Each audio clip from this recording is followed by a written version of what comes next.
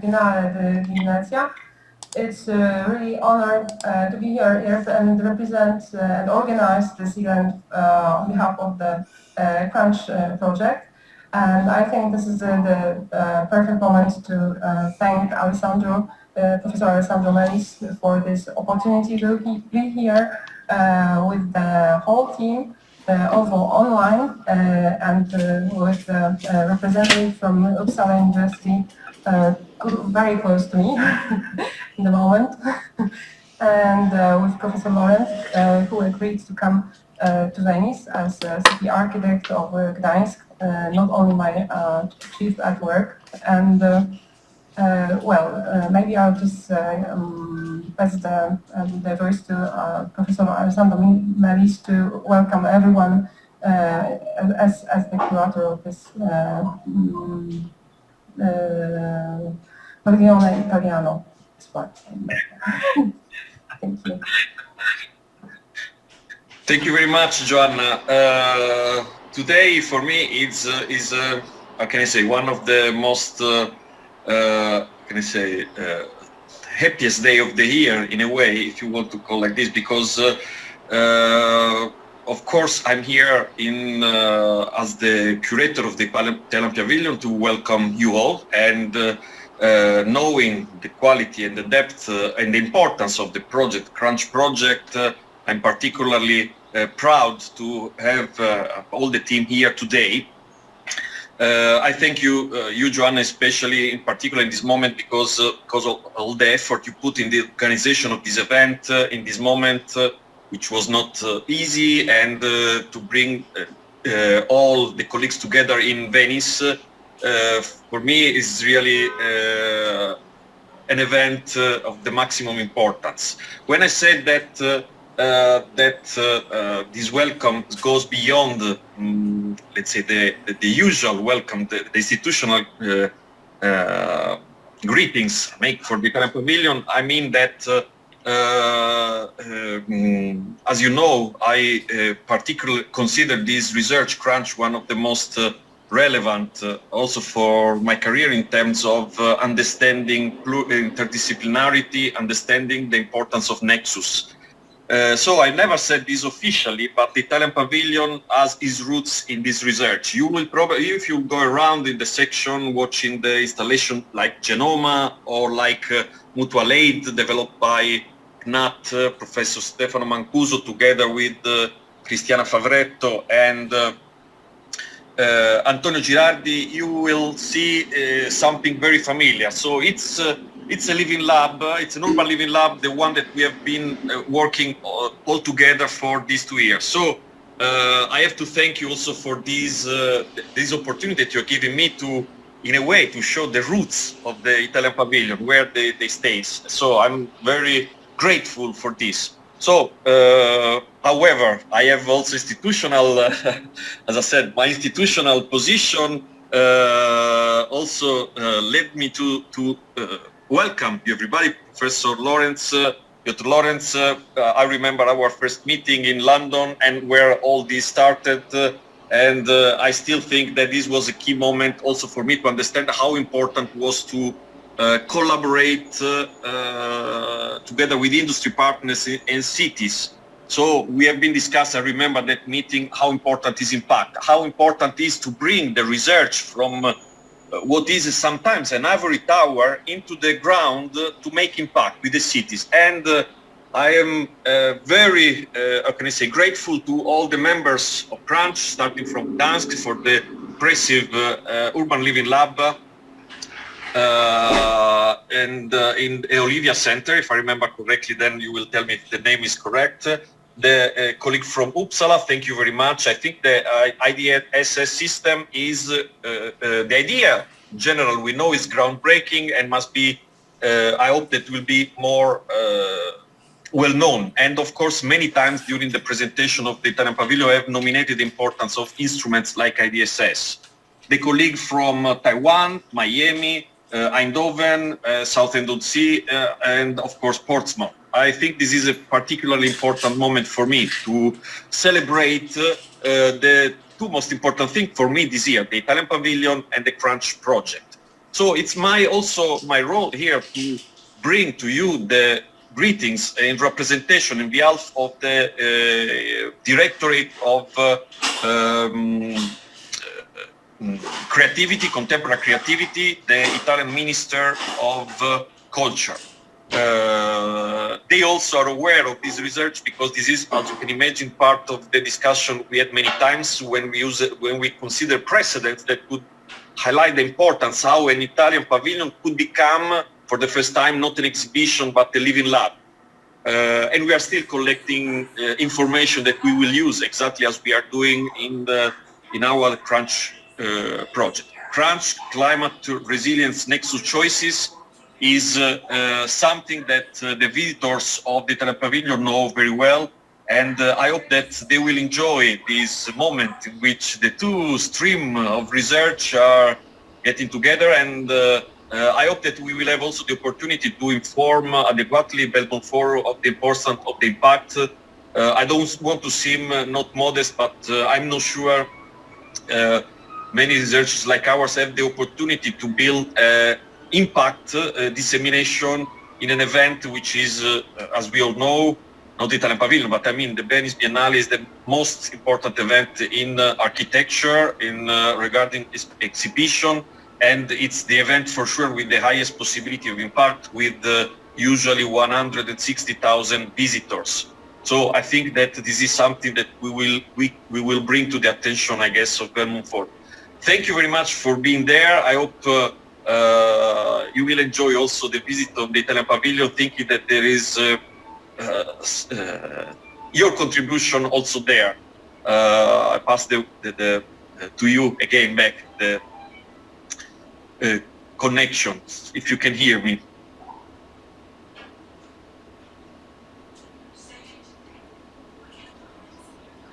Yes, we hear you. Thank you very much for this opening speech. And maybe I will just now show some film about the crunch as it is now.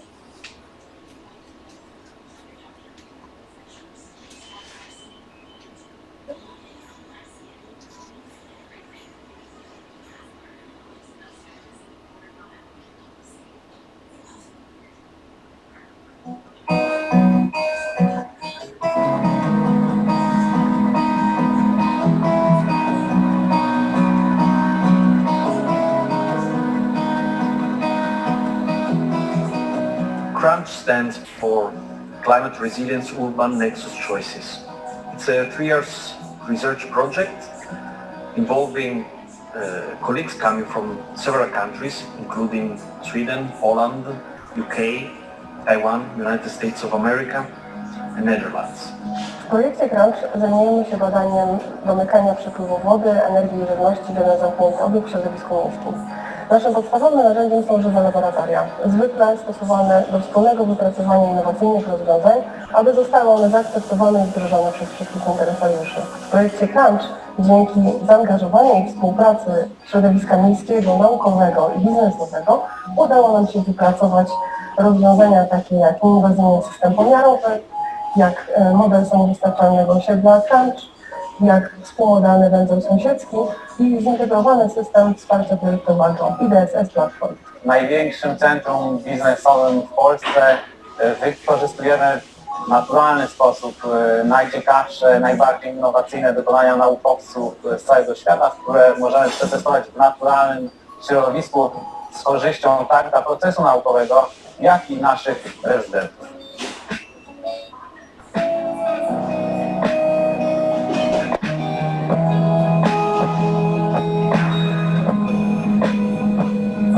Szukamy nowych rozwiązań dla budownictwa modułowego. Nowy koncept budownictwa, który zakłada wykorzystanie modułów, które mają charakter cyrkularny, czyli budynek albo jego element może być nawet kilkukrotnie wykorzystywany w cyklu jego życia. Udało się nam stworzyć modułowe rozwiązania, które może być zastosowane przy użyciu zamkniętego ogniwa, energii, wody i żywności w różnych kontekstach miejskich, na przykład przystanku autobusowego przed budynkiem OBC.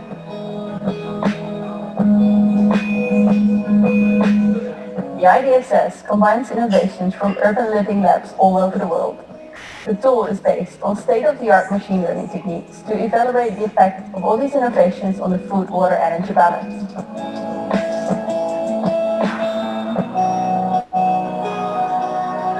Skala urbanistyczna była testowana z udziałem studentów. To modelowe osiedle zostało pokazane na platformie internetowej i dzięki temu mogliśmy sprawdzić, na ile ekologiczne są rozwiązania.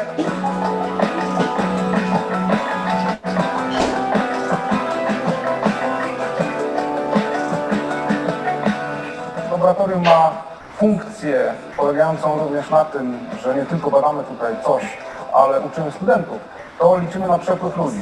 Dzięki temu możemy realizować badania, które są podstawą projektu Crunch. Mamy system, który możemy zainstalować bez inwazji na instalację i zdemontować go po zakończeniu pomiarów. Jest on również odporny na bardzo nieprzyjazne warunki środowiskowe.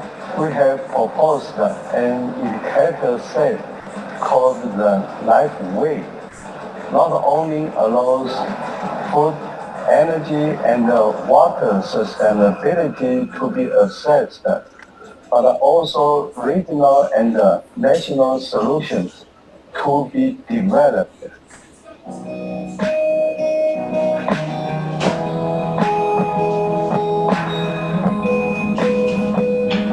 Mamy tutaj do czynienia nie tylko z poszukiwaniami innowacyjnych rozwiązań w zakresie teoretycznym, ale także, a może przede wszystkim z wdrażaniem tych projektów, z testowaniem tych rozwiązań w kontekście konkretnych przestrzeni miejskich, w tym wypadku w kontekście przestrzeni Gdańska.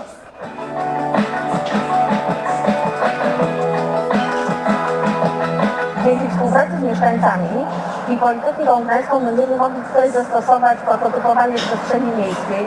Współpraca naukowców, biznesu i samorządu pozwoli nam w tym miejscu na pętli tramwajowej w Oliwie stworzyć całkiem nową przestrzeń. Przestrzeń, gdzie pasażerowie będą mogli poczekać na swój kurs komunikacji miejskiej. Dzięki temu naukowcy także będą mogli sprawdzić ich zachowania w przestrzeni publicznej. Same korzyści zarówno dla pasażerów, jak i naukowców, jak i dla nas jako samorządu. Bardzo wspieramy tego typu projekty.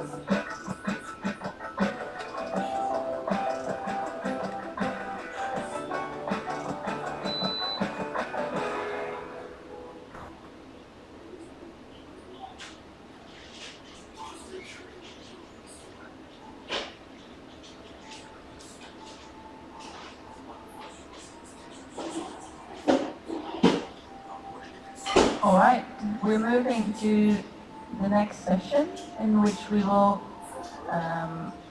present the IDSS as well as the solutions for the food, water, energy nexus in different skill levels. So we're talking about scalability and transferability today. I will share my screen so that you here in the audience and on Facebook can see everything with us. All right, so let's start by introducing this session. So we're really talking about local solutions for global problems here. Let us not forget that climate change is a global problem, but that it requires local solutions.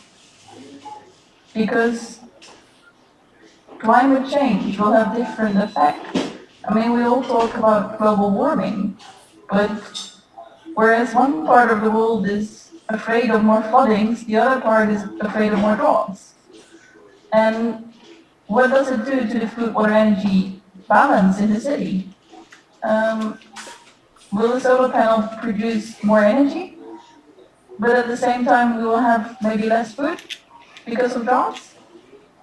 So these effects are really different between cities. But we're trying to bring that together within one tool that explores the food, water, energy balance in any city in the world. So to give this example, we've used the 6 urban living labs in Crunch, which are located in Eindhoven in the Netherlands, South Sea in the UK, Taipei in Taiwan, Uppsala in Sweden, done can put in Miami and the US. And the tool looks quite similar for each of the different cities, but the effects in the background are of course different, because putting a solar panel in Sweden will be less efficient than putting the same solar panel here in Italy. And yesterday I left Sweden on a very autumny, rainy day, and you can imagine that the solar panel then would have been much less efficient than here in sunny Venice. Alright, so let's have a look at the idea sets. On the left we see innovations, and this is a list of innovations that were proposed by all living labs in the project. So the nice thing about this is that we learn from other cities. What have they implemented? But of course in the background we have totally different parameters, because every city will have its own effects of solar panels, of rainwater. We even have different water consumption patterns in different countries around the world. We have different food consumption patterns around the world. So in this tool, we've combined all this and we try it out, right? So we have some area available. We're going to use some of that, for example, to catch rainwater, and we see how that affects the water balance in the city. So how much of the water that is consumed by the people living there can we produce? And the same, for example, for solar panels. And we can also see how different types of farming have different effects. And we see that aquaponic farming, for example, seems to be quite efficient. And in that way we can create some balance in the city, and we can see how much of the food, water, and energy that is consumed can actually be produced in the neighborhood that we're building. We also consider different climate scenarios. So how does climate change affect how much energy we produce, how much water we will get from rainwater, for example, and how much food we can produce.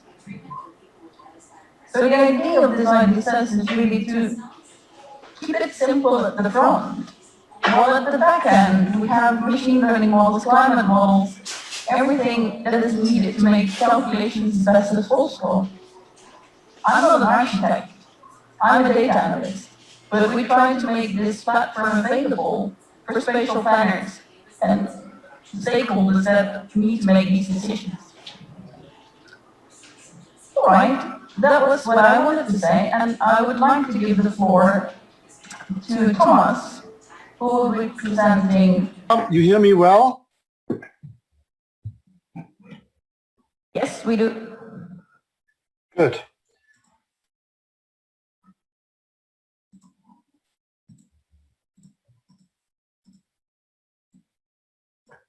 So our approach is a bit different because we are looking at a regional scale, and we have been working now for 3 years to crunch, so to speak, the data from Miami Beach and the city of South Miami to develop a so-called digital twin with GIS data and find out how we can develop scenarios from 2018 to 2100 to achieve carbon positive green-blue infrastructures. And there's a whole set of social, cultural, and economic data sets. Most important is that in this scenario, we are looking at sea level rise and storm surge. What you see here is the Dorian event that happened in the Bahamas in 2019. So we are anticipating a 10-meter flood level or storm surge level that needs to be incrementally adapted towards 2100. Here are some Fluxus performances in the open space. So I walked around in Miami Beach and in the city of South Miami, in Design District, and showed the people how sea level rise based on the mean sea level will impact? In less than 150 years, our carbon society transformed planet Earth. Yet, today more than 50% of ecologies in the world are determined by unsustainable industrialization processes. For example, Greater Miami and the islands is one of the most climate vulnerable zones on planet Earth. We cannot afford to continue in the same direction, need new ideas and collective solutions.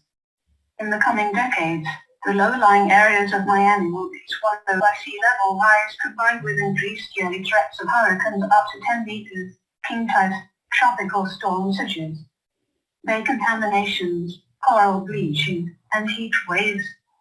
Not far away from Miami, the strongest hurricane name on record hit the Bahamas, wreaking massive devastation on the islands and loss of life with maximum sustained winds of 297 km/h in 2019. The storm surge topped 7 meters above normal tide levels in September 2019. For Miami, to cover 5 to 3 meters of sea level rise by 2100 is possible and catastrophic. With storm surges up to 7 to 10 meters, inundations of this magnitude would quickly displace from 800,000 to 1 million residents of Miami-Dade County. A large portion of the urban settlements will be uninhabitable if decision makers continue building as usual. Besides, most of the infrastructure in Miami is over 80 years old.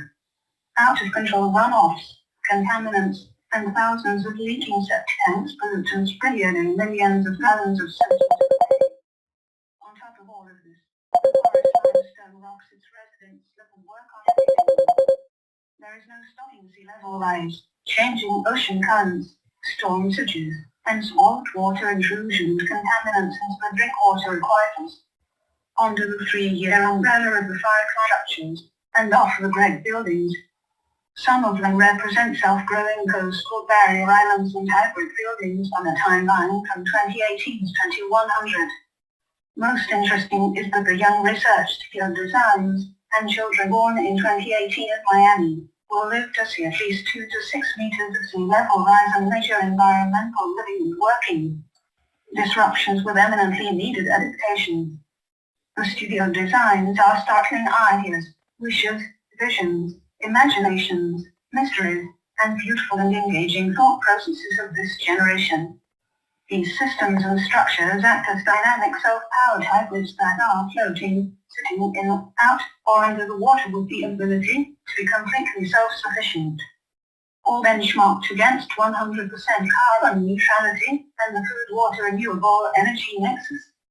All research designs are based on approximately 80-year scenarios in which modern by NOAA, NASA, Intergovernmental Panel on Climate Change, and degree insurance companies like Swisser.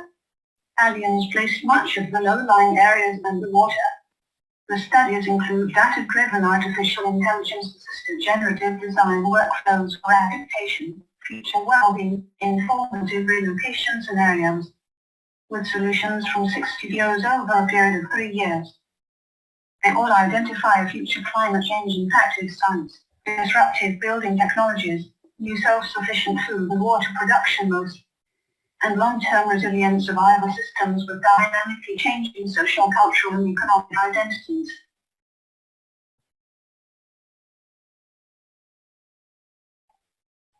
This includes anticipating future adaptation potentials and mitigate the aforementioned environmental issues through the lens of ongoing transformations in the geospecific social, cultural, and ecological context of downtown Miami, Miami Beach, and the city of South Miami between now and 2100. Of course, the envisioning implies unseen is not completed yet, and more work needs to be done in the future. So thank you, Sora, our personator. You all have to understand that, of course, we are interested in the present situation. However, it is important to look into this 80-year scenario.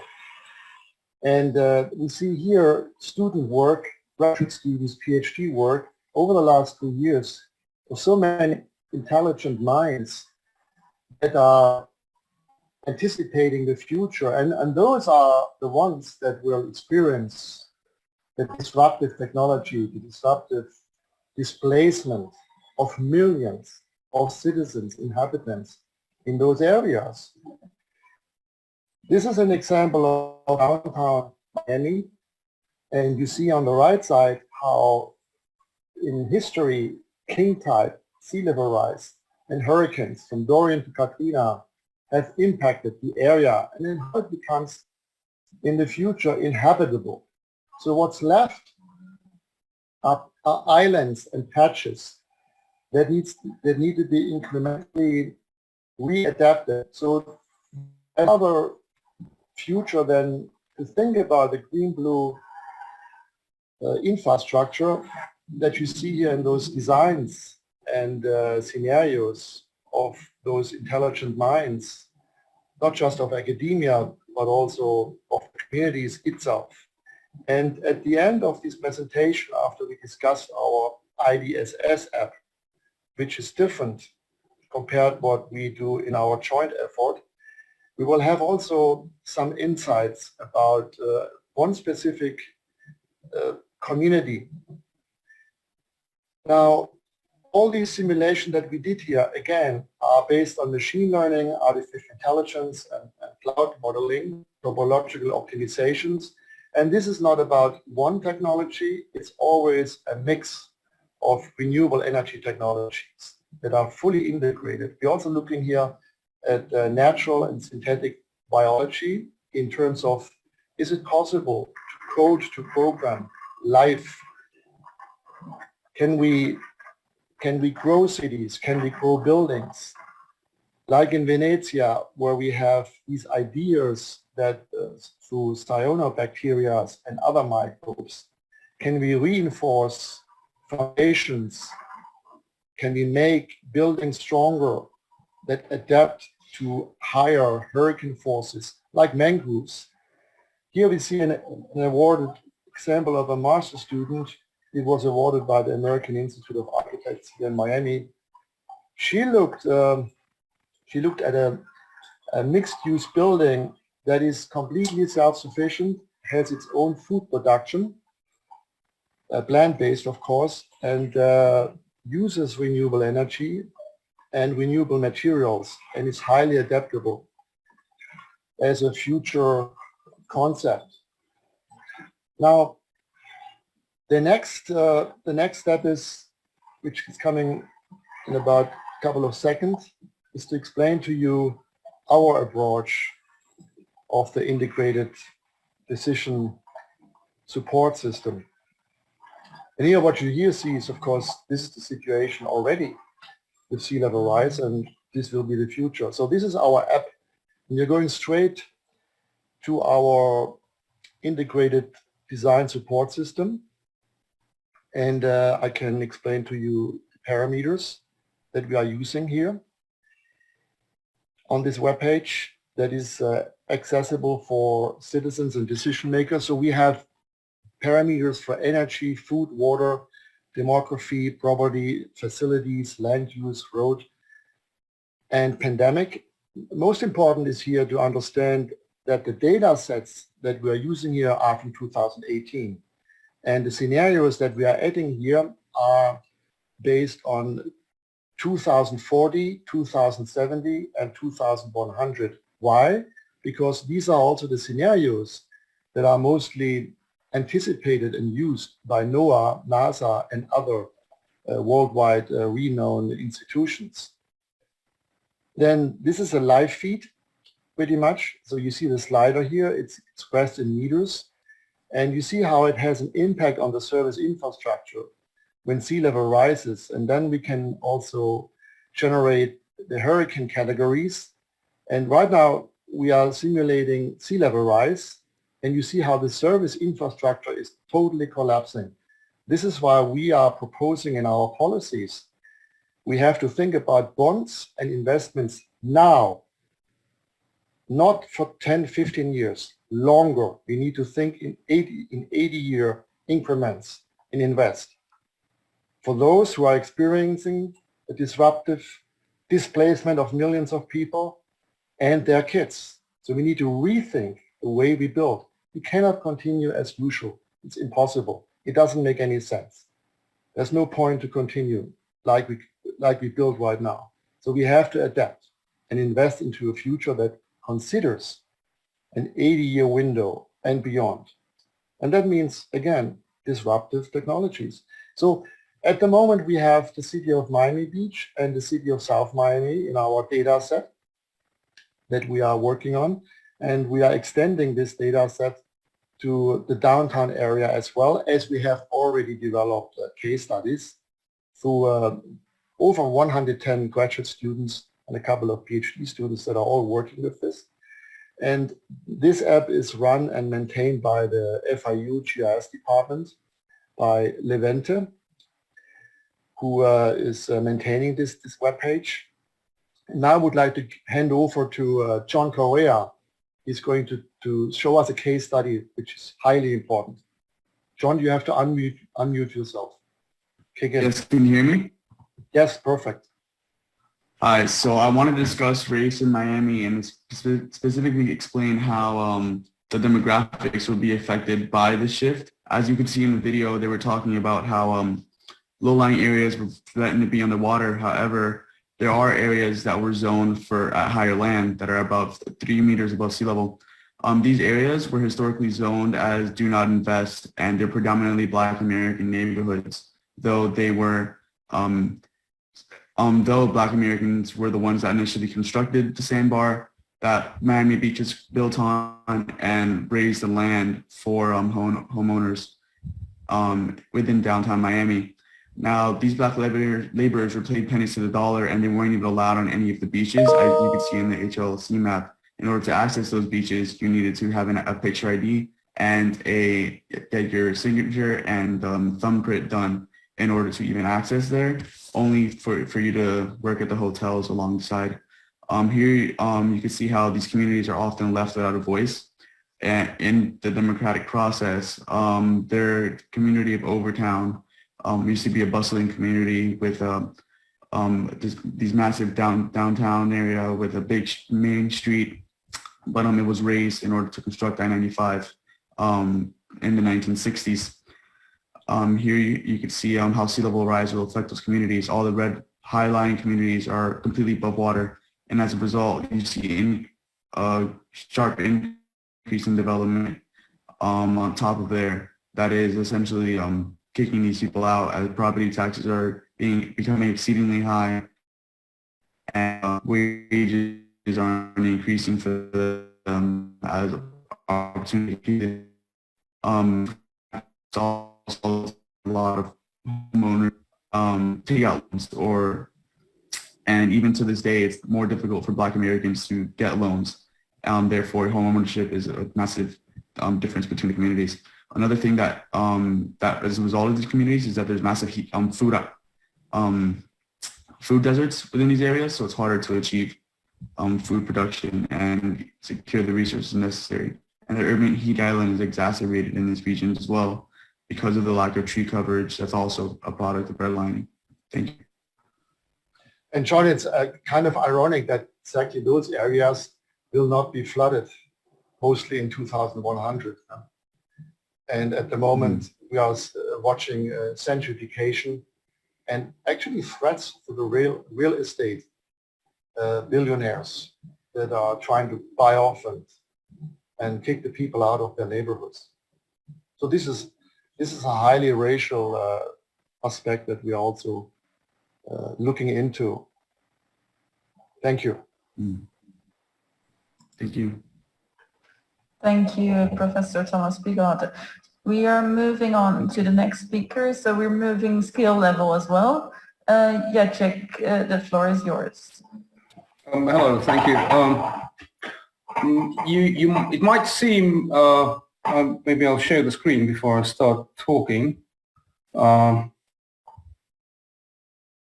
Okay, can you see my screen now? Yes. Okay, my speech might seem a bit like a follow-up to Vera's speech, and I think it can be treated that way, because Vera, being a data analyst, was very concise the achievement. And the thing is that we think it requires a bit more in detail presentation. First of all, I'll go back to the first screen. As you can see, the neighborhoods, the objects of research that have been included into the portfolio range from small areas like the one proposed by the UK team, which is about 180 square meters, and they go through a neighborhood up to the Miami solution. I will use the example, hang on, just a minute. Okay, I will use the Gdansk example of a study work carried out by the students of the faculty to present in more detail the capability of the system, because we are all here because of the climate changes, and there are things you can do with the existing environment, but all the time there is new design going on. In Gdansk, there are areas which are being developed, you can say, from scratch, especially around the Gdansk airport, and there are the whole residential areas being designed. And this is exactly what had happened, and the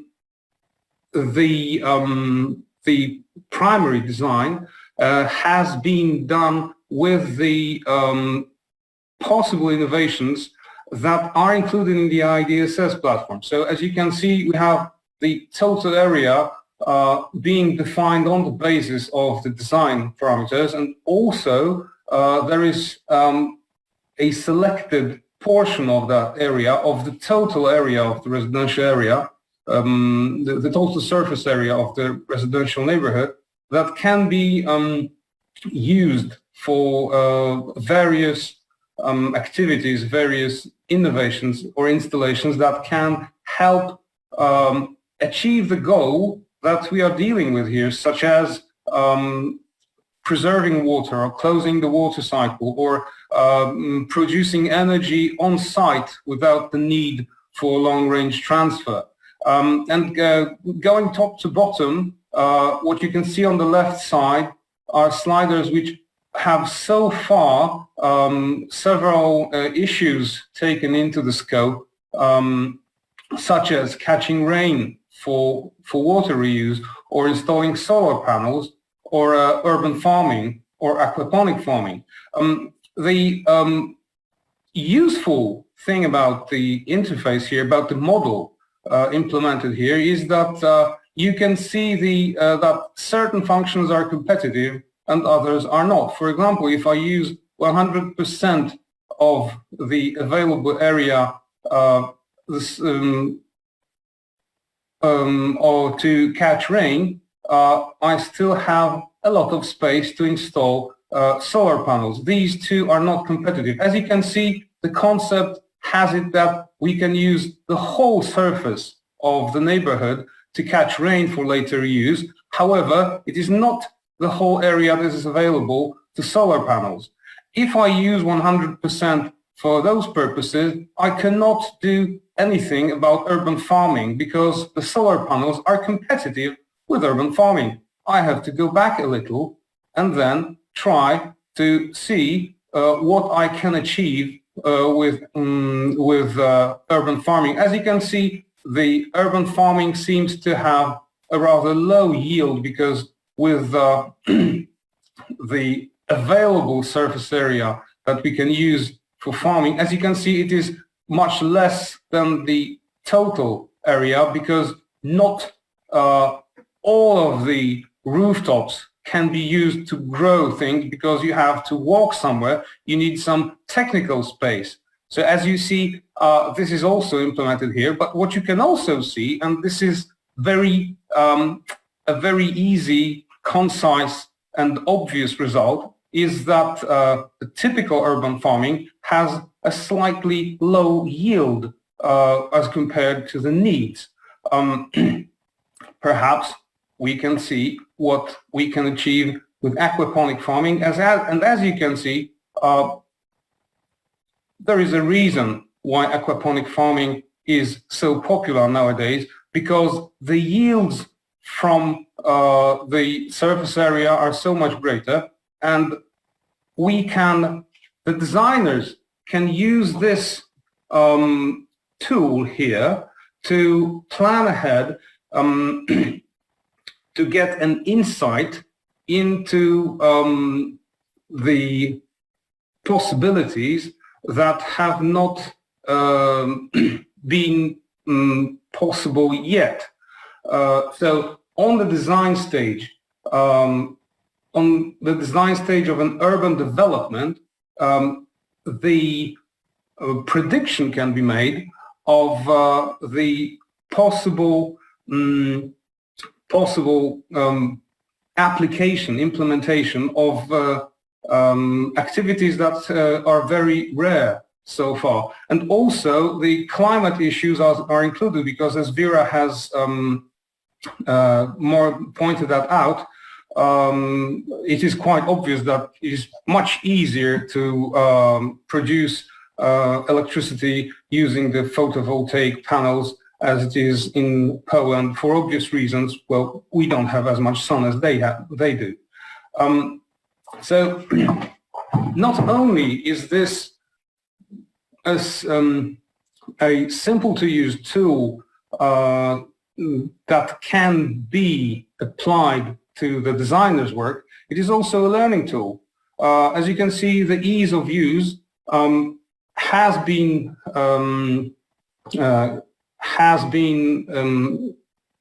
implemented in such a way that even an untrained person can get an insight into the specifics of modern technology that can be used to avert climate changes and to change the cities, really.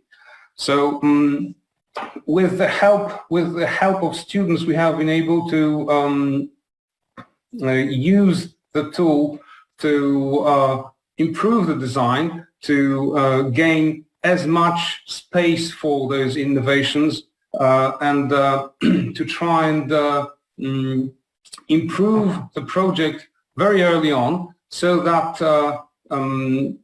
the final product can be as good as possible. You should also notice that there are various climate change models implemented here, because there are those international panel for climate change representative concentration pathways implemented here. And as I change the models, well, it doesn't have any impact on the farming here, but these are various models which can show the pathways for the changes in concentration of carbon dioxide. Sorry.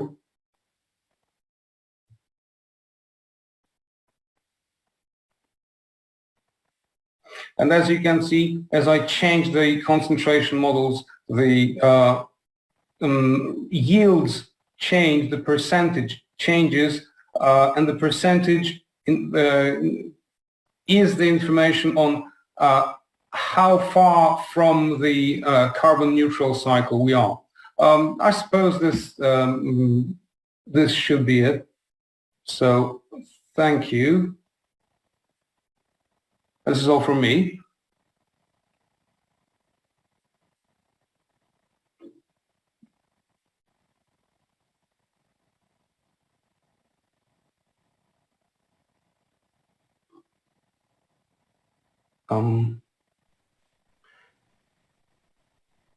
I think we just lost the image. It's coming back. Yeah, okay. I think that something went wrong with my link. So that's all from me. Thank you. Thank you.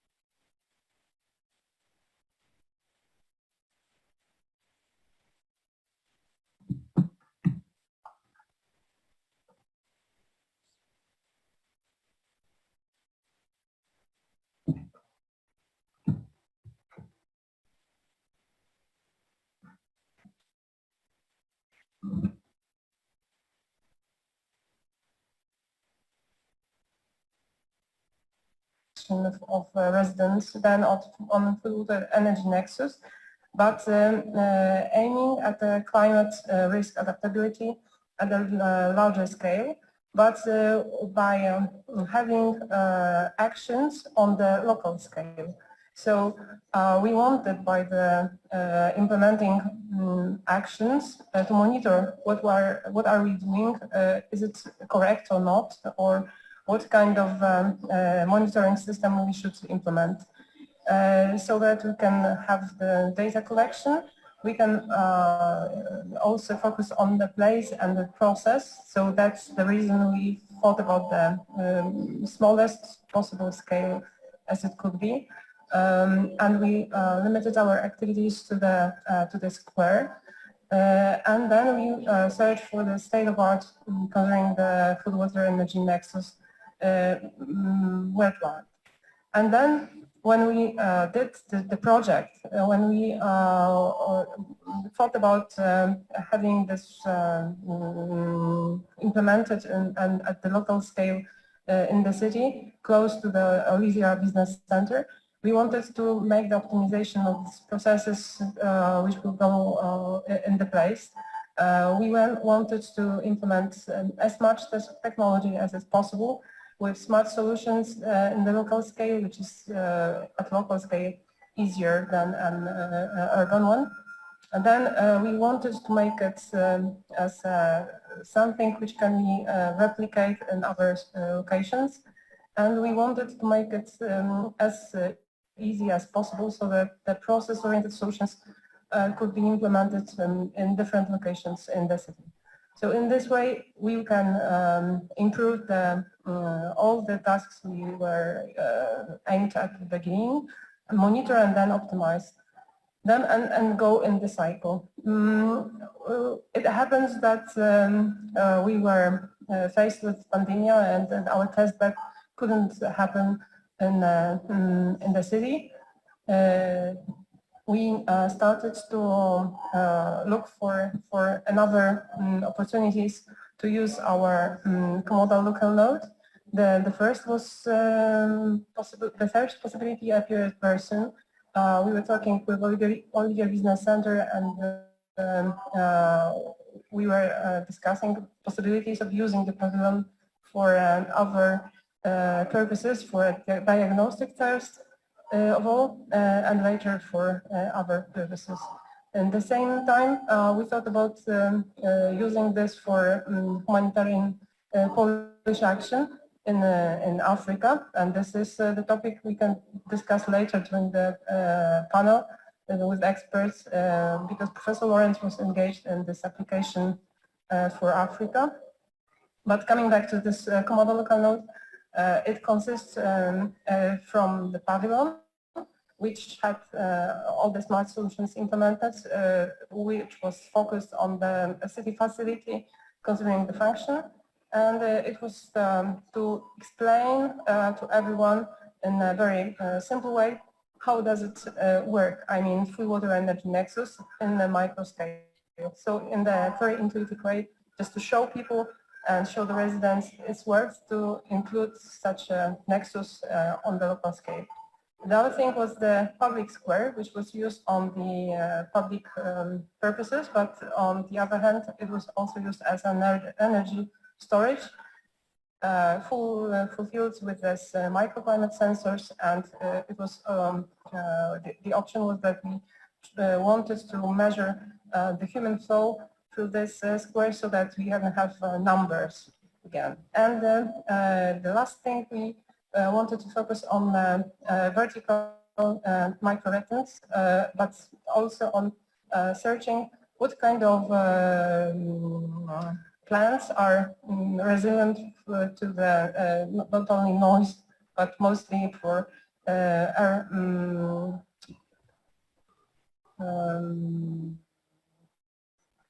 I forgot the name. Pollution, air pollution. So we try to make the ideally commodal local node as a prototype, and to test, monitor, and evaluate the solutions. And after improving, we wanted to make the upgrade or specialization and the replication of the commodal local node. And I think I just used my time. Thank you. Thank you so much. And with that, we end the first session and we go to the expert panel. Thank you so much. Thank you so much for giving the floor. So let me invite to the expert panel Professor Alessandro Maris. I hope, Alessandro, you are still with us. If you could turn on your camera, this would be great. If you are still here. No, he's not. Okay. So first of all, since we have the entire team in here, including the resilient communities who are represented, and also our partners from the different universities, including Thomas Spiegelhalter from Miami. So let me invite you for comments, but I think I would like to invite first our colleagues from the resilient communities to comment on that. If you are with us, could you please turn on your camera and comment on the outcomes of this research so far? What would be your reaction for that? Are you with us?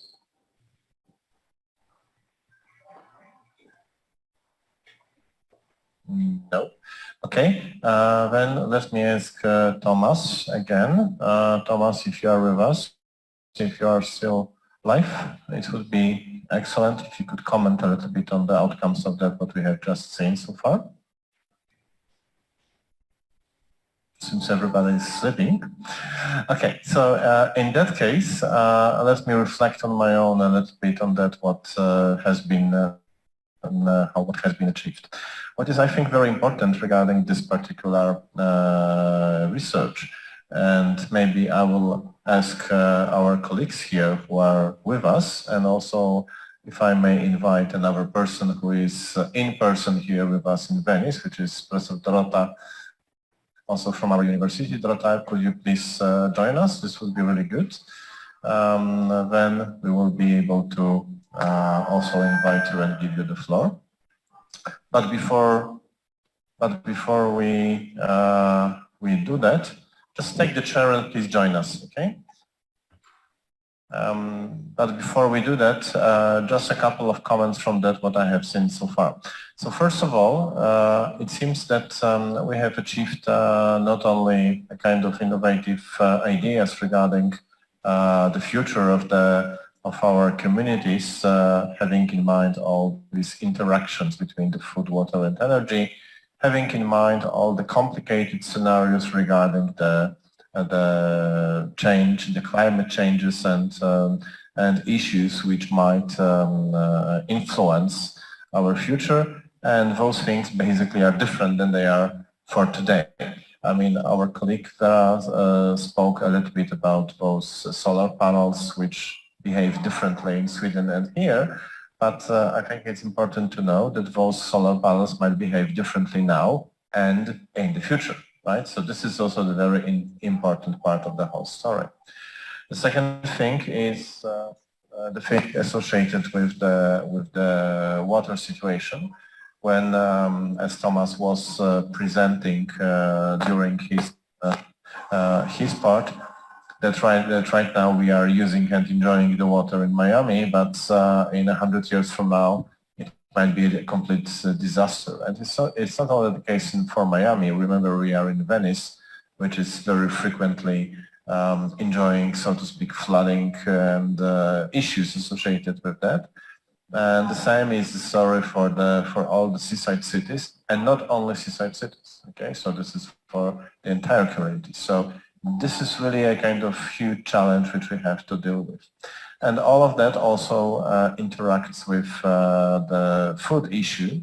And the question is, how do we provide the food for the future communities, especially for the growing amount of people and the shrinking amount of the arable land. So this is a kind of an issue which has to be dealt with. So Thomas, if you are with us, if you could switch on your camera and if you could comment a little bit on that, this would be great. If you could not only reflect on the Miami case, but if you could also reflect on the general outcome of that research which has been done so far. So, Thomas, are you ready to comment a little bit? Yes, I'm ready. Yeah, it has been now 3 years, and as I said, the focus was from the beginning to to create a baseline that we can rely on, because the data mining was very complicated to receive information from the city itself, as they are understaffed and have not the know-how and the power to deliver the data. And the data we could access, we just didn't trust the data, so we had to create our own reliable and benchmarked sets of GIS and other data that could be then further processed through artificial intelligence and machine learning algorithms. Also, in particular, through the GIS department's support, that are also part of the contract, we were able also to use social media events. What are social media events? Social media events are, for example, if something happens in a community, in a neighborhood, and there's a traffic of chats and expressions through the citizens in those communities, we could geocode the communication and understand better what the stakes are and what the challenges are. As well, very helpful is, of course, our FIU Institute of the Environment, which has out in the Biscayne Bay all these sensor infrastructures and a little submarine where we can learn about the runoffs and the sewage spills and other incidents that led last year to a mass fish killing. So we had a mass fish killing in the bay, and certain areas are clinically dead. So this goes back to that our infrastructure here in Miami is between 80 to 100 years old. It's outdated. It needs to be updated and replaced. It's a complicated process.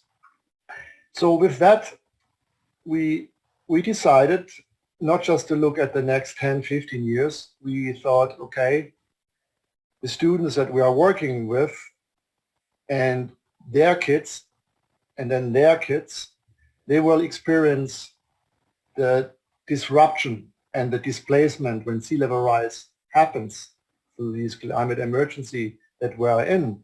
And when prognosis of NOAA, NASA, or the Potsdam Institute in Berlin and others, you see we are dealing with 6 feet sea level rise, but that needs to be translated into king tides, high tides, and storm surge events. And here we go. So we have Katrina, we had the Dorian event in the Bahamas, which is a 2-story high, building story high event. That would mean many parts of Miami and the Greater Islands, the low-lying areas, would have been bladed if the hurricane would have hit us in 2019. And that brings us to this policy making and this scenario development to anticipate green-blue infrastructure to live with water and incrementally, step by step, adapt the infrastructure and new buildings and old buildings to this displacement and relocation of millions of people. Now, the entire research is, of course, supported by international insurance companies like the reinsurance companies, Re-Swiss or Re-Munich, that have been prognosed these changes and disruptions for decades. So this is nothing new. Now, I'm coming back to J.Correra's presentation. John, are you still here? John? Yes, I am. And I want to bring you in because you are a younger generation, and you're also born here in Miami. And, you know, I'm from Europe, and I'm here since 2009. Of course, I have also experienced climate change way back in the 30 years ago in the European Union and the problems we had there. But this is special here in Miami, and I would like to get your perspective. If we have time for that, do we have time for that? That we can hear a young opinion? We have like 15 minutes for everything. I think we can spare a couple of minutes for this comment. I just wanted to ask John, out of the box, how do you see the future for those communities you described in our presentation? In 2100, what do you see? Do you see fascism coming in, a dictatorship, or what is it? What do you personally, from what I've observed and the work that I'm doing in these communities now, it's difficult to be optimistic, I would say. You know, we've had 80 years to reverse the conditions that were onset by redlining, and now these communities are suffering for that. The very same communities that built the entirety of Miami, the entirety of Miami Beach, are suffering from environmental injustice. And the projects that are going up now, you know, there's not like they're being designed for exclusively 2021. You know, these projects have a life cycle of 50, 80 years, which means that even now, as the developments are ongoing, which are incredibly racist and sidelining these communities without any input from them on the democratic process, I think it's a reflecting of things to come, of what will actually be there in 2100. It's showing a lack of progress. It's showing, if anything, regression back to Jim Crow era America, where we don't listen to these communities whatsoever. Other people from other demographics are voting for them instead. I think it's questionable about American democracy to begin with, if it even is a real thing or if it's an ideal, personally. But that's my input on that. In particular, in our research, we also looked into what's left. The rich can relocate, but the poor will stay and will deal with the environmental disaster when the flooding happens and all these oil, gasoline spills, etc. So who's cleaning up the environmental degradation? Who's doing the phytoremediation? Are these new startup companies that are converting pollutants into something else, which becomes then a fuel, as we know it from algae and other techniques that are already in place, or microbes that we're using to clean? So all these thoughts are part of this research project. So to conclude, I would say, I think no one has the feeling we are finished, even after 3 years. It is so complex, and I personally feel I'm at the beginning. Thank you very much for this comment. I think it's extremely important to understand the complexity of the issue first, but also to understand that we need resources for that. And I was very much impressed with your comments regarding the need for the very much in-depth research and data mining and analysis of all of that, for which it seems we are still not ready. We are talking about all these climate change issues and so on, but it seems we are not really responding in a proper way. So let me invite right now our three panelists who are with us in Venice, so we will not have connection problems, I hope. So let me ask Joanna and Dorota first, and then Vera in the end, to talk about some outcomes which come from these conclusions for the future research, for teaching, and for practice. So who would like to, it seems Joanna is burning to start. So Joanna, please, you can start. Yes, I'm very willing to to have some comments on the approach on the regional scale, because the combination of the regional scale with the local one was the input for for writing the application for Juba proposal, and it was a fantastic proposal. It's a pity we didn't get this project. It was aimed at Sudan. We thought about having a kind of a commodological nodes located in the region of Sudan, which could help a lot local people. And we thought about making the combination of the flooding areas in that region and spotting the places which are not covered with water after analyzing the region in the GIS, and later to locate the commodal local nodes in this location to prepare for some disaster, so that local people could be ready to react when the worst will come. And in this way, we could have first research further the possibilities of having areas flooded in GIS system, interpret the map and the locations according to the research, and then to adapt our commodal local node, which is prepared mostly for the European conditions, to this African one, so that it will be easier for them to build a kind of local nodes which can help if anyone happens.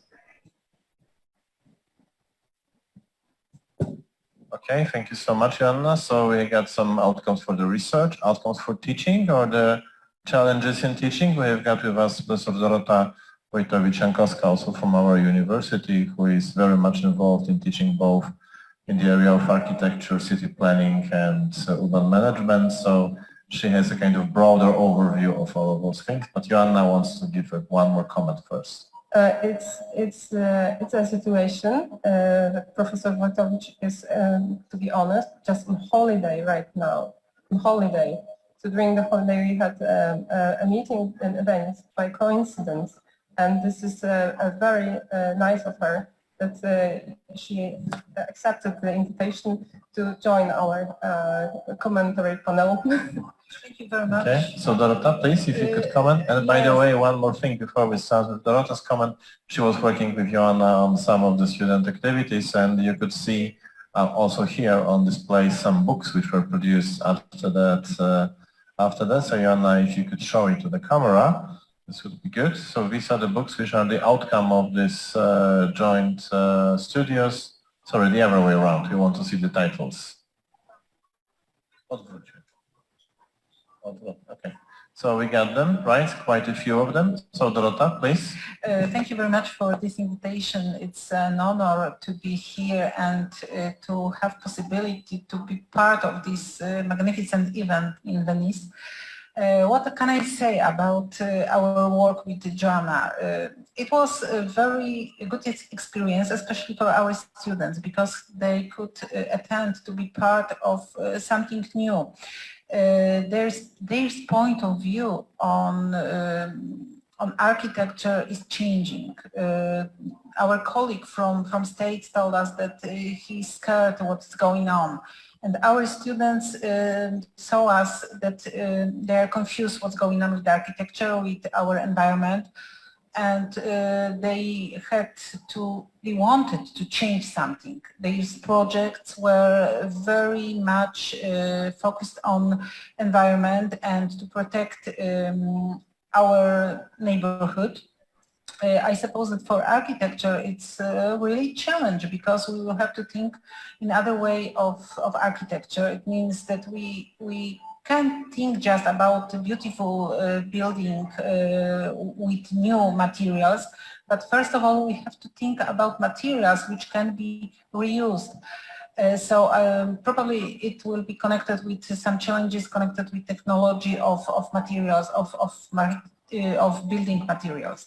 So from my point of view, this work with students was very fruitful, and I suppose that we should spend more our teaching time to talk with students, to wait for these ideas.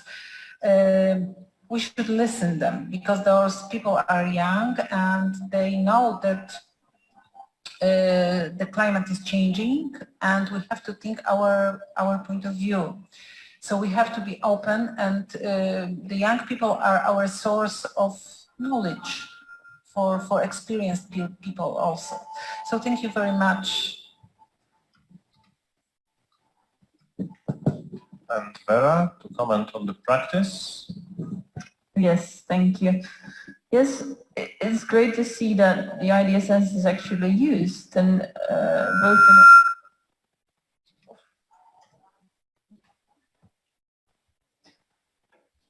both in all right. So it's great to see that the IDS is actually used both in education but also in spatial planning. So we've heard, for example, from Anders, who works for the municipality in Uppsala, that they're actually using the IDSS to think of new plans for new neighborhoods in such a way that we are creating a neighborhood that can actually be self-sufficient. And let us not forget that even in Sweden, we won't stop eating bananas and pineapples. So we can't only produce food for ourselves, but being able to produce. You have to Swedish fruit. Yes, but I don't think we will only eat potatoes. So, of course, it's not about only producing local food and only eating local food, but it is about being aware of how much of the percentage could you produce locally. And if you do need to import stuff, can we also export at the same amount so that we at least keep this balance that will help both climate and poverty around the world?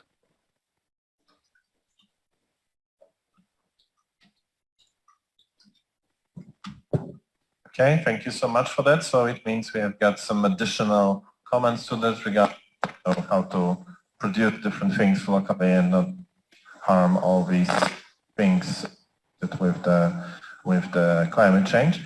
Okay, but I think we have used our time for this comments. Maybe somebody from the online audience would like to comment on any of those issues. Is there anybody willing to take the floor?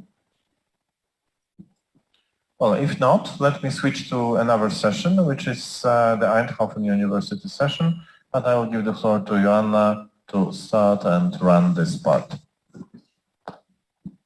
Again, we are in the middle of our time, and I know that the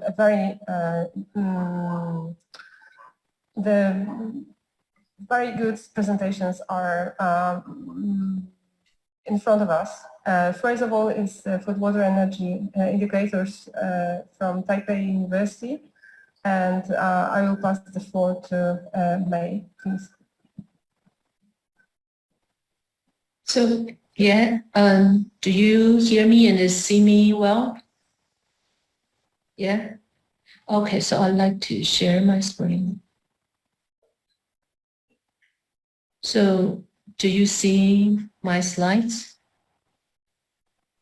Yes? Yeah. Okay, it's really my pleasure to be here today, and very good to meet you all online. My name is May, and I'm on behalf of National Taiwan University. I would like to appreciate the opportunity to present our work and also get to know everybody here. So today, I have a very brief talk about how we developed indicators for monitoring of water, food, energy sustainability. So as you know that these are three important elements: water, food, energy, which are crucial for people's daily life. And in the near future, the situation will be more worse because by the year of 2030, the humans will require 30% more water, 45% more energy, and 50% more food. So the idea of our work in Branch, first of all, is we try to establish a set of indicators. There are some goals for those indicators. First, we'd like to measure the achievement for some important countries for life, for the water, food, energy sustainability. And the second, we like to explore the possible pathways forwards for the achievement of the balance or the nexus between water, food, and energy. So what we has done was we established a set of indicators that we call it LifeWay, which is the shorten of linked indicators for food, energy, water availability. So we also collected data from countries, around 42 countries, and I will show you the result of our analysis. So when we talked about the water, food, energy, it's we can understand that these three elements are tightly linked to each other, influence each other, and impact on each other. So when we are trying to find the solution for a specific area, like a city or a community or a country, we cannot ignore the impacts from one to another. And especially the situation would be more complicated because I think the planet suffers from the issue from both the social, economical, and the environmental area. And the global trends, including urbanization, population, and climate change, would even make the situation more complicated. So first of all, what we have done is we established a set of indicators that, as I mentioned, we call it the LifeWay. So in this table, you can see a set of indicators here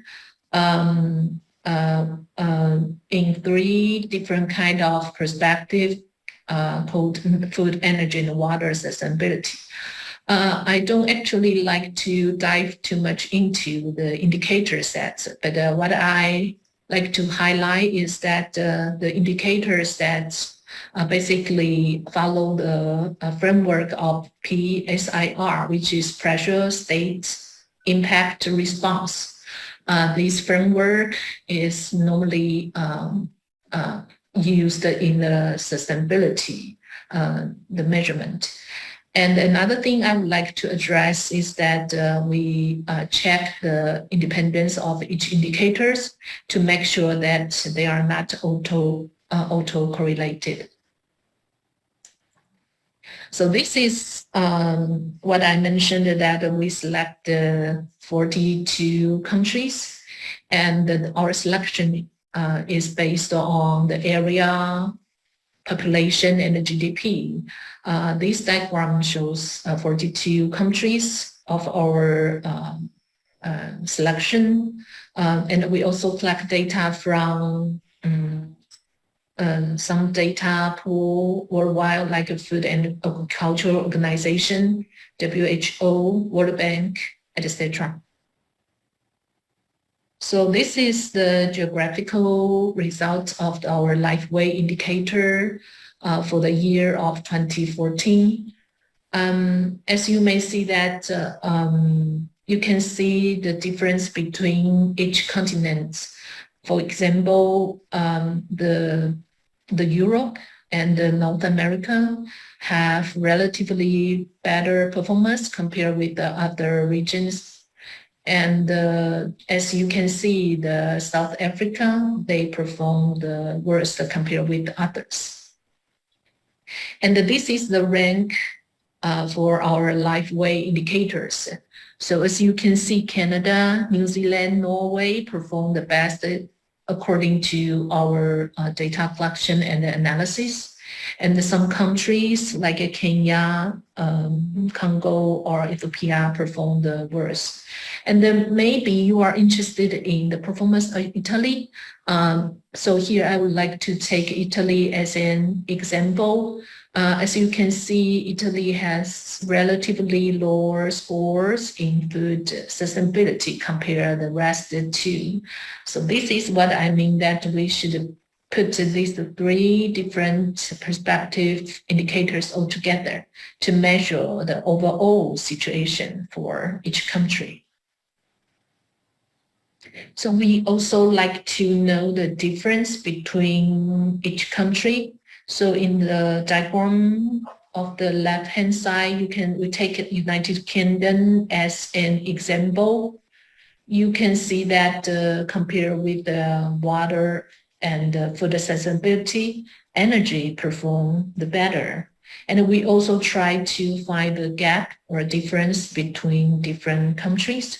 So in the right-hand diagram, we put the United Kingdom and China together, and we can find the gap between two countries. And besides to measure the performance of water, food, energy sustainability for the countries, we also like to explore possible drivers, meaning that we like to understand what kind of variables or what kind of drivers that impact or influence the performance of water, food, energy sustainability. So basically, we tried lots of variables, including GDP, population, area, etc., etc. And our analysis shows that it is GDP which has a significant impact on our life weight indicators. So normally we use R square for analyze how one variable related to another variable. So we can say, according to our analysis for 42 countries, we can identify the significant drivers or is a GDP. It meaning that the more rich the country is, the more sustainability the life water, the food and water energy sustainability is. So this is a research work is also published in a journal. This is another part of our analysis. So after establish a set of indicator sets, we also like to know what is the possible solutions for water, food, energy sustainability, especially in the city scale. As you know that this is how crunch team members are organized. So this is another analysis. We work together with the Netherlands. So what we are trying to do is we try to collect data from 2 countries in 4 like capital cities, and we are trying to explore possible solutions for these 4 cities. So similarly, we establish a set of indicator sets. This time we establish it under the framework of literature review. So we basically consider several indicator sets at city level. So the same, again, I don't like to talk too much of those indicators. What I like to say is this time we apply another analysis process. We call it AHP. So AHP is a kind of analysis process, consists of 4 levels. As you can see, the first level would be the goal of our analysis, and the second level would be the indicators, and the third levels would be more detailed, like sub indicators, and the fourth level are solutions. We'd like to that would be possible used in solutions. So what we are doing is we make a survey by both on-site and email invitation, and overall we accept a response around 200 surveys. These include the local people in the city and also some experts, residents, etc. So there are 4 cities we like to survey, including Amsterdam and Eindhoven in Netherlands, and also Taipei and Tainan in Taiwan. So this is the results of our analysis. First of all, I like to say that one thing that is interesting is that We collect data from 4 cities, and we found that we explore the performance of water and food accessibility for each city.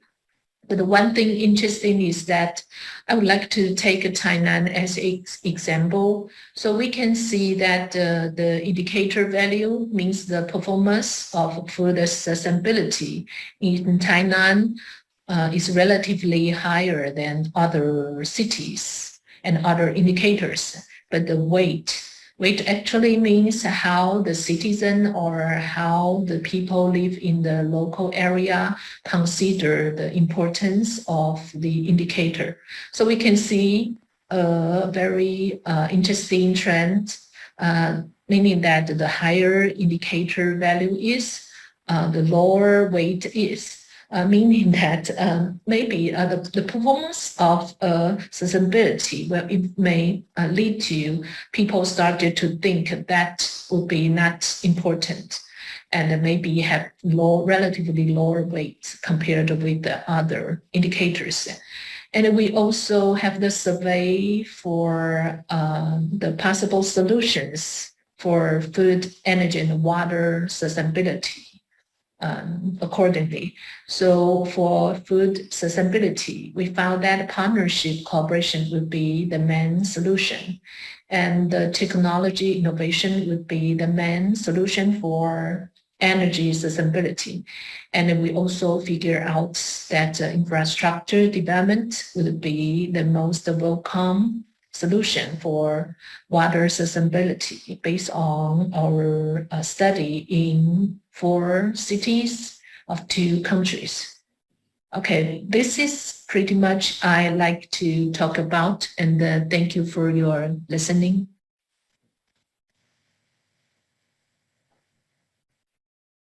Thank you very much. It was very deep look into the developing indicators for the monitoring of the sustainability of food, energy, and water. And thank you very much, May. It was very impressive. And now we pass to Jacek Kubiński, professor of the Gdańsk University of Technology. And well, we have a little bit way of a situation because we were supposed to present our measurement system. But maybe I'll just pass the floor to Jacek and he'll just explain what's on. Okay. Hello again. The thing is, we owe you a bit of an apology because we are in the process of filing a patent application, and that means that we should be very careful with whatever we present publicly, because that might render our application void if the patent office finds out. So we thought we better not take that risk. So I'm just going to reflect on the nature of our development, and luckily it connects very nicely to what May had to say, because the team she participates in, they are building quantifiers which can describe processes taking place in the urban environment. And of course, because this is something based on mathematics, data is what they need. And we have been focusing for most of our project on providing the user, the researcher, with the data on a very basic level. Because if we are talking about closing the loop of the use of water and energy and food, somewhere along the way we need to measure the flows. And this is what we have done. We have developed a system which allows us to measure the flow of, for example, water at every tap in the building, or at the locations that we find suitable or usable for the future reasoning on how the water is used, what does the use of water depend on, etc. We can do the same with electricity.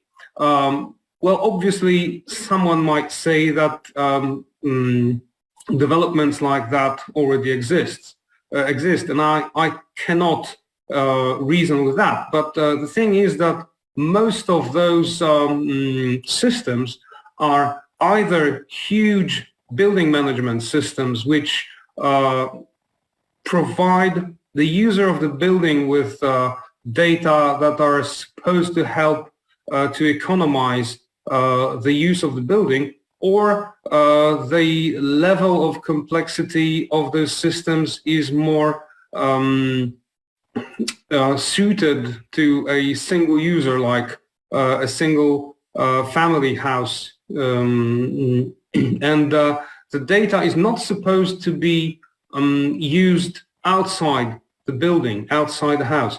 Our concept was to develop a system which can be used in an existing building in such a way that the, so to say, invasion onto the building, the need for changes is minimized to an absolute rock bottom, and also that the system is very resilient because the components that we have used have been developed to withstand very harsh environment, inclusive of high and low temperatures, salt mist and vibration.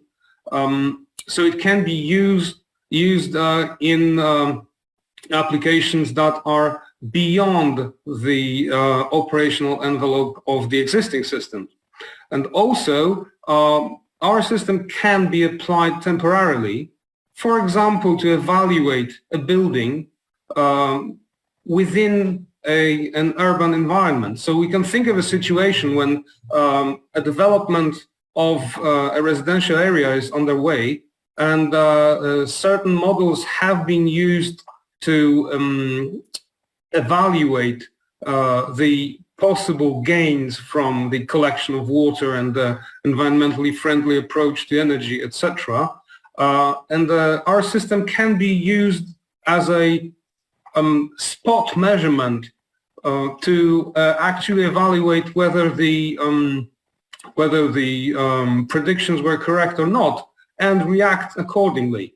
Because it's a rather low-cost application, we are hoping that it can be a useful tool for providing data for applications such as the IDSS and such as the ones that May has just presented before my speech. So I cannot go into much more detail because that would also be publishing. So I hope this was enough to whet your appetite.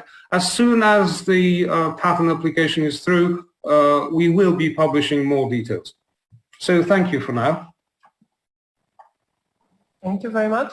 And now we switch on to Miriam.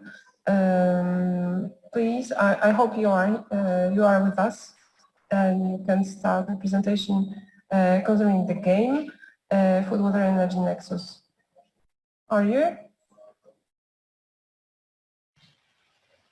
Yes. Perfect. Yeah. Hello. Hello, everyone. My name is Meryem Gatwali. I'm on behalf of the Eindhoven University of Team presenting here as part of Crunch project. Let me share my screen. Sorry.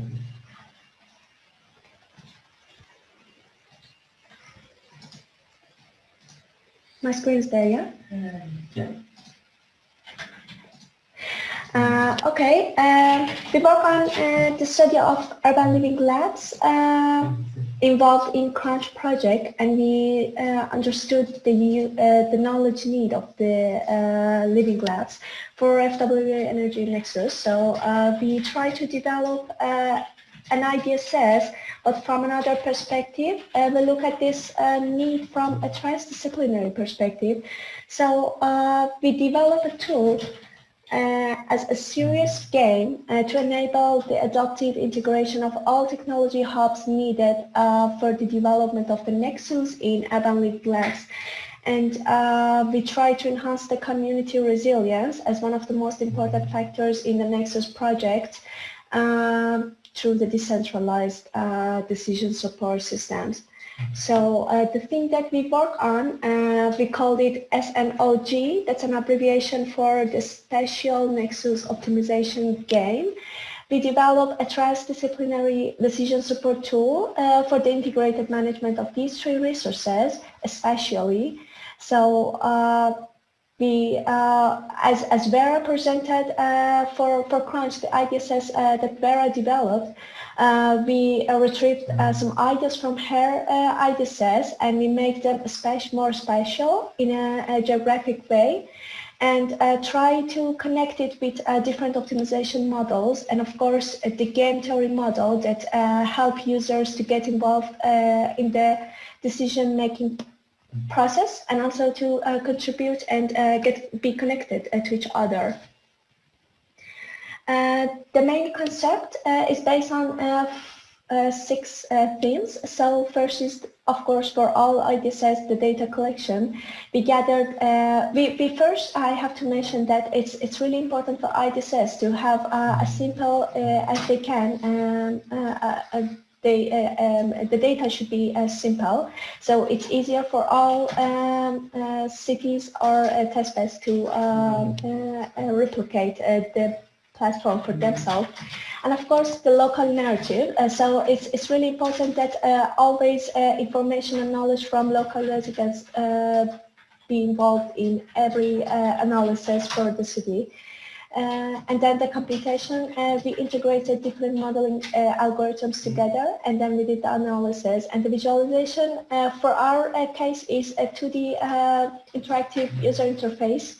But of course, always 3D visualization is more interesting for the users. But that's a trade-off between making it more complex or either more interesting. But for this part, as the FW Nexus is something that is not specifically assigned to every location of the area, so we try to make it simple for being more comprehensible for the users, but also to give as much information as they need.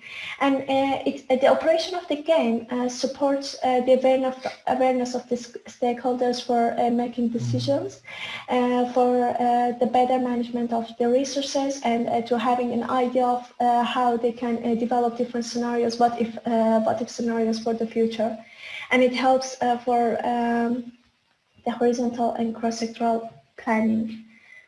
And if going through the system architecture of the platform, I try to make it as simple as possible.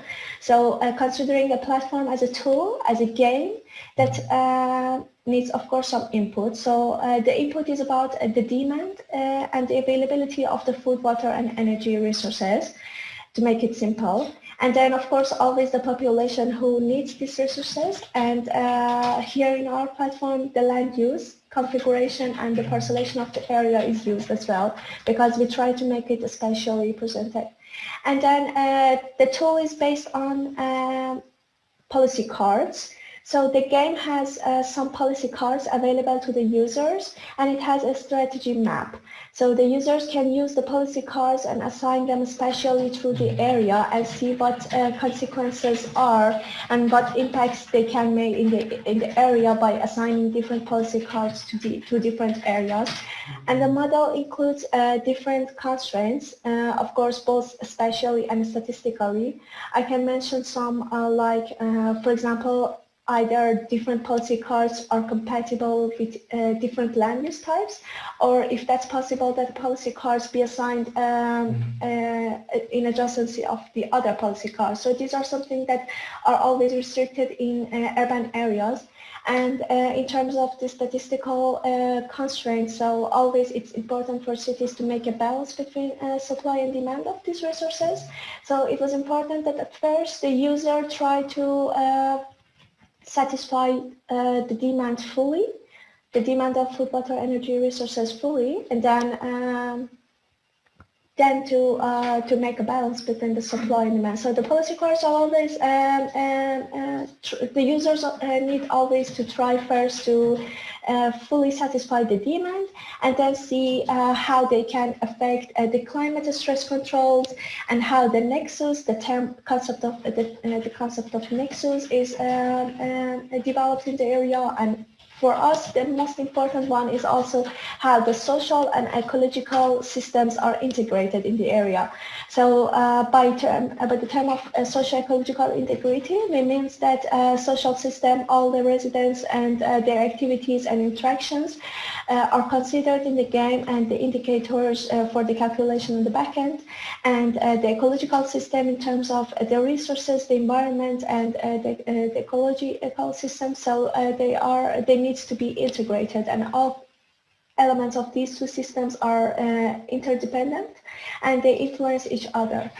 And next slide, we have the experimentation of this tool developed for Eindhoven, the first testbed for our game, and then the indicators are developed in a way that the data are simple, so every city can have the data available, the data prepared for the tool, and the game can be replicated for other cases, but of course that takes time.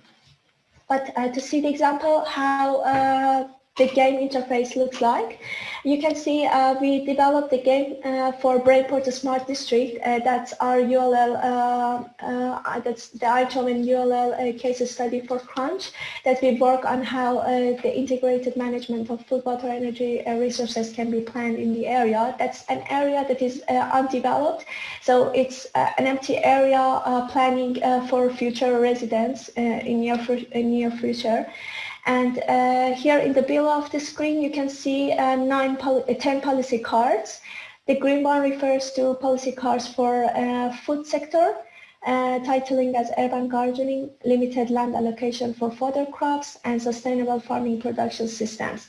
And each policy card has two signs. They refer to the temporal scope of the policies.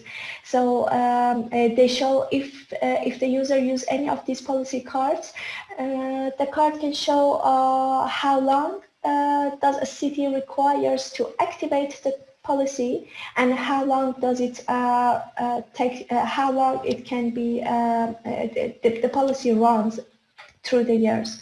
So for instance, the first policy card, for instance, urban gardening, it took half a year for a city to activate it for the whole area, and then it runs for 10 years, as an example.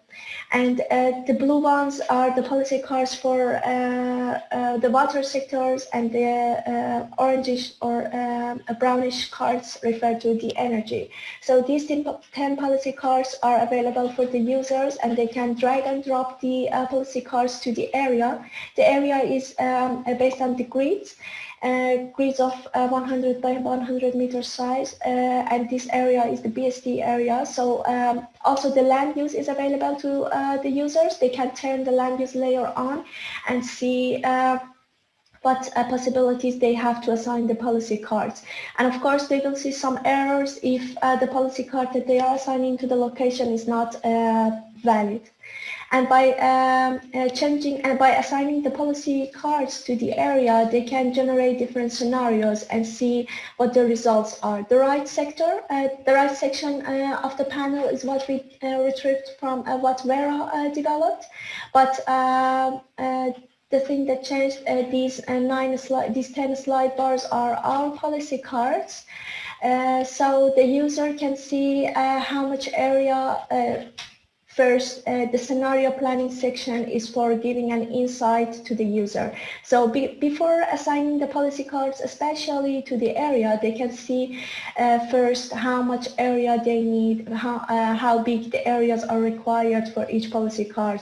For instance, when the numbers are given to each slide bar, the numbers are appeared on top of each policy card and show how many times they need to allocate the policy cards to the area.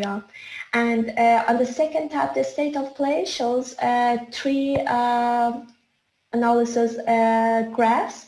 So the climate stress control shows that how much CO2 emission is avoided by the scenario that the user developed by the use of these policy cards, and how resilient is the Nexus approach in the area, and how integrated the social and ecological system are developed in the area. And for this model, we predefined an optimization set of the policies through the area. So before the user set, they can see the optimized scenario that we preset in the model. So this is the most optimized allocation of the policies through the area that our model save on the platform, and they can compare the scenarios that they develop with the one that we prepared. And these speed bars also show how many percentage their scenario is better or worse than the optimized one.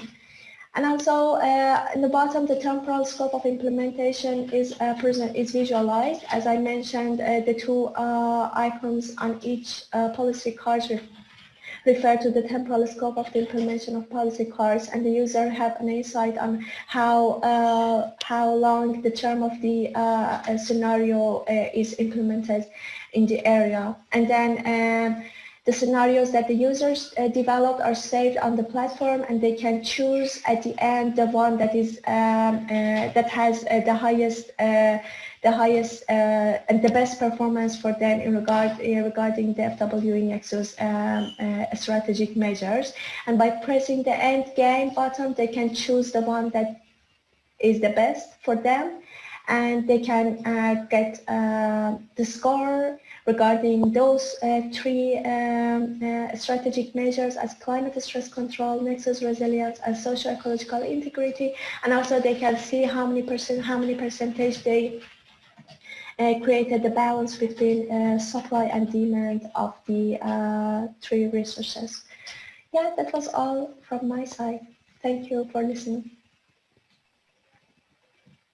Thank you so much for this, and I have to say I'm very much impressed with the results of that what you have done over there in Eindhoven, especially that the methods you are suggesting and the tool you are proposing to be used goes very much well with the idea of creating, so to speak, positive energy district, and these two concepts seem to be kind of in dialogue in here, so to speak, so that in the end we can start really thinking about the real-life implementation of the districts of the future, so to speak, right? I mean, we've not only focused on the positive energy, which is already a concept which we know about since quite some time, but also that we can include this food, water, and energy nexus, which is a kind of one step higher from this just positive energy district complex.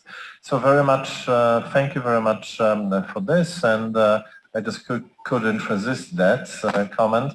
There is another set of meetings, so to speak, about the positive energy district, so I think these two things need to go hand in hand, and it's great you have presented this today. So let me pass the floor back to you, Joanna. And I'm going to ask for presenting a film from Taipei again. And this is also something which is absolutely implemented in real life and is very impressive.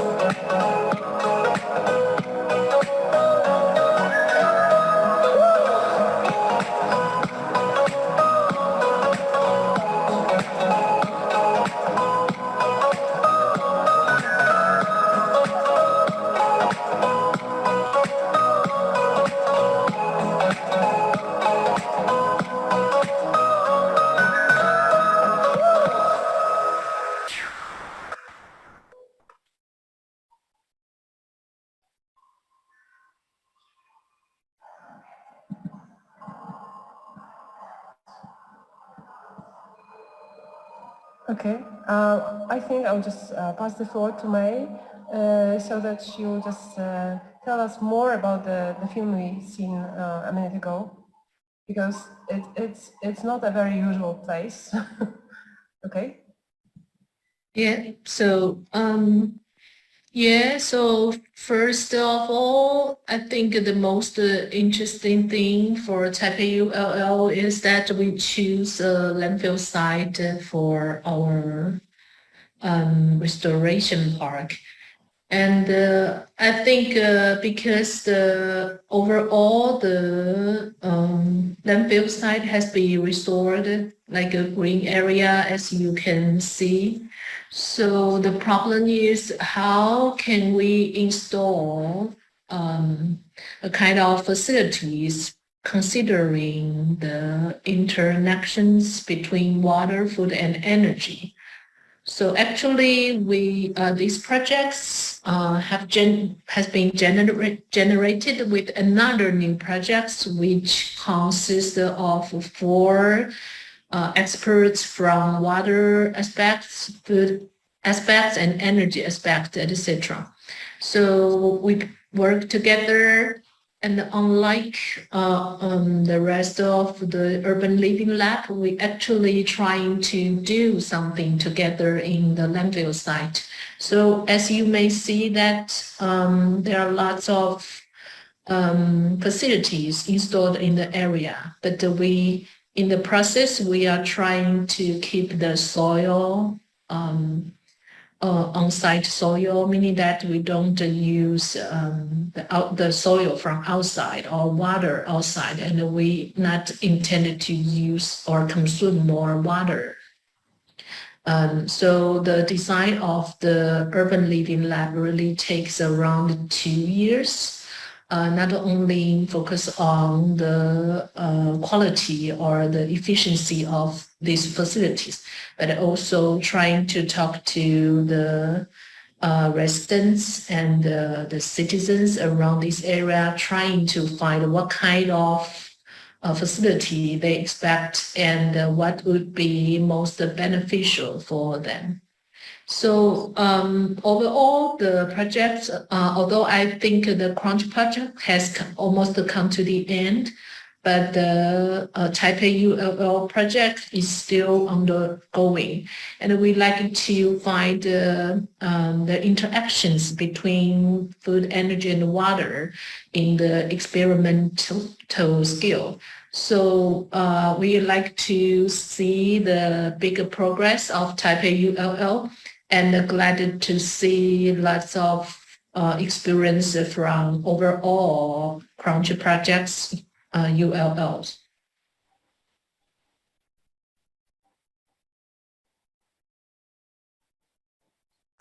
So thank you very much. I think what is really interesting about that case also is that this is not a kind of greenfield project, but it's a brownfield. I would like to ask you for just a comment. What was the environmental outcome of this project? Transformation. So, okay, the other microphone died for some unknown reason. If you could, if I may ask you to comment on the environmental outcomes regarding the previous situation on the site. What was that before, and how this was perceived by the community? Also, I think it's very important that we get a kind of this social output, not only technical or environmental, but also social output. So if you could just comment a little bit on that, and then we will switch to the experts panel, okay?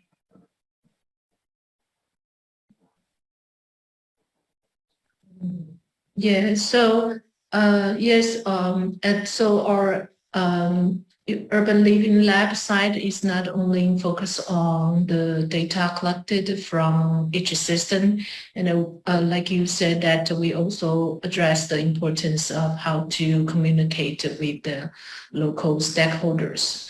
So basically, it takes around 1.5 years talk to the government, because the government actually intend to keep the restoration park as its original format, meaning that they don't intend to change it.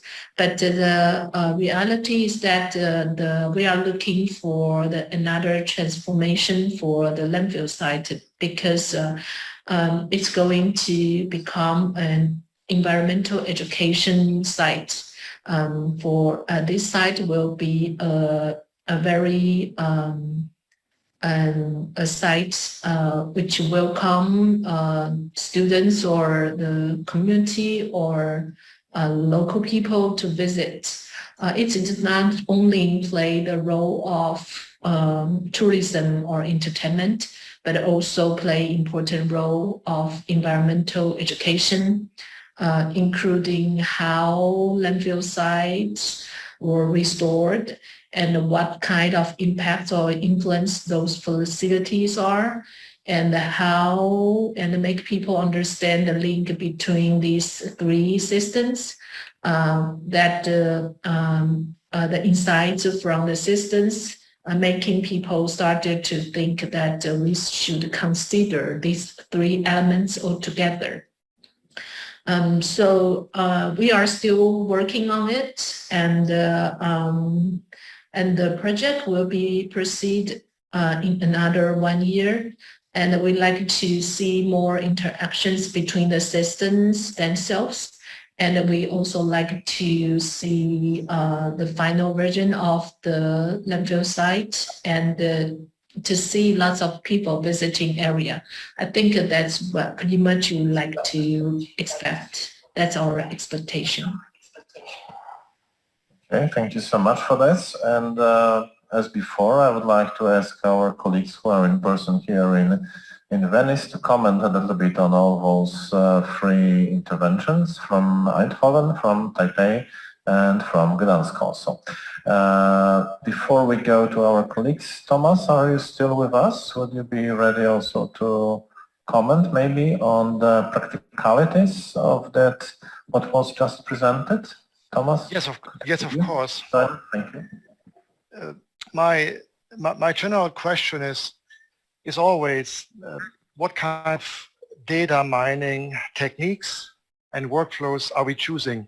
Now, for our university, Crunch team, it was easier because we are all embedded in the School of Architecture, Communication, etc., meaning that we also are used to work in an interdisciplinary fashion and way with the GIS department and many others to do data mining and then apply those with the help of machine learning and algorithms and artificial intelligence and specific software into scenario designs that are based on real world situations, case studies in the city, but also we can envision the next 80 years and make those decisions informed in terms of how to achieve carbon neutrality, carbon positive operation that includes the food, water, energy nexus. So it's a pretty much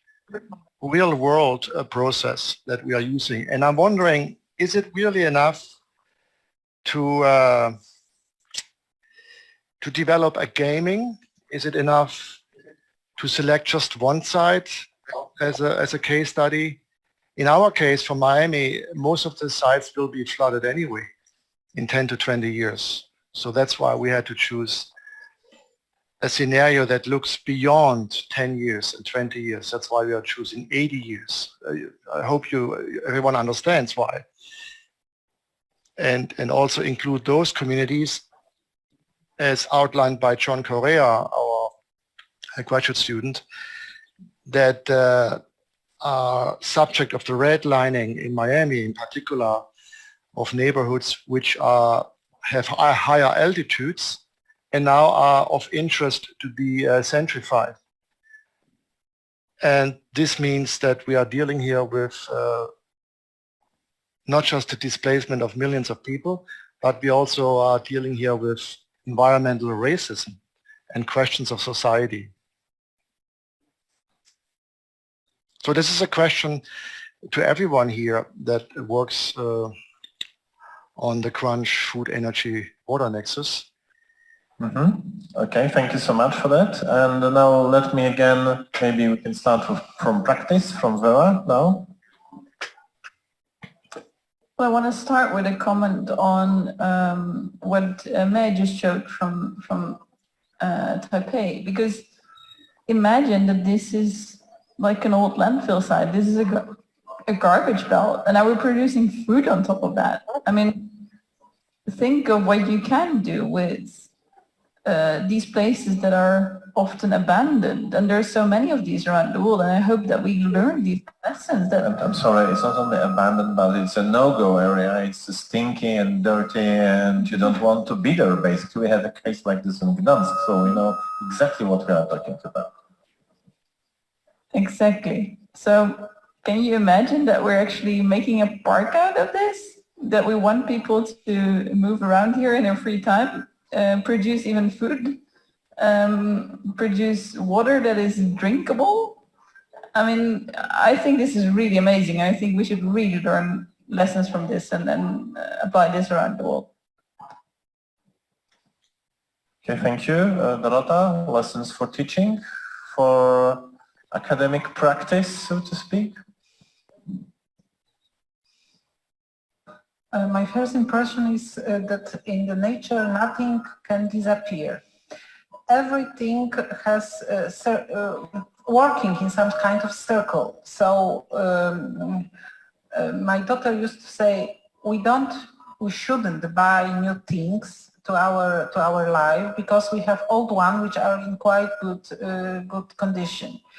And this is probably the secret of education, that we should think about some kind of recycling, should think about reusing some things, and think not about what to do new, I mean not to buy, not to create something new, but always we have to think about things which exist. And here on this exposition, which I look around in this pavilion, I saw a lot of things which show that we should look around very carefully and think about our surroundings, because this surrounding has huge potential.